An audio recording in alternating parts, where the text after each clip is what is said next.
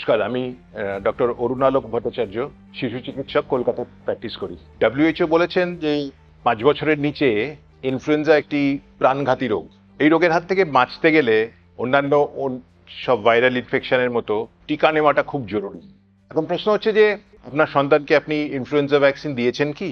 যদি না দিয়ে থাকেন সেটি অবশ্য করে দেওয়া উচিত, এই কারণে যে ইনফ্লুয়েঞ্জা রোগটি অন্যান্য সাধারণ ভাইরাল ইনফেকশনের মতো হলেও এই যে জটিলতা বা কমপ্লিকেশনস সেগুলো কিন্তু প্রাণঘাতী হতে পারে।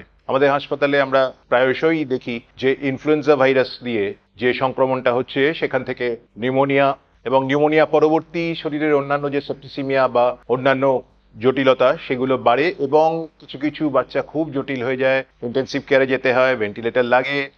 সে খুব জটিল ব্যাপার আর কি, কারণ ইনফ্লুয়েঞ্জার একটা ওষুধ আছে ঠিকই, কিন্তু সেটি যদি একদম প্রাথমিক অবস্থায় শুরু না করা যায় তাহলে সেটি খুব কার্যকরী হয় না। তো আমাদের ডায়াগনোসিস করতে করতেই বেশ কিছুটা সময় কেটে যায়, সেই জন্য সেটা বেশ রিস্ক হয়ে যায়। সেই জন্যে বলা যে আপনাদের সন্তানদেরকে ইনফ্লুয়েঞ্জা ভ্যাকসিন দিন, বছরে যে কোনো সময়ই দেওয়া যায়, যে কোনো ব্র্যান্ড দিতে পারবেন এবং প্রত্যেক বছর এটি একটি করে ইনফ্লুয়েঞ্জা ভ্যাকসিন দিতে হয়, সেটি দেওয়াটা অবশ্য কর্তব্য। আমি তো নিয়েছি, আপনাদের সন্তানকেও কি দিয়েছেন?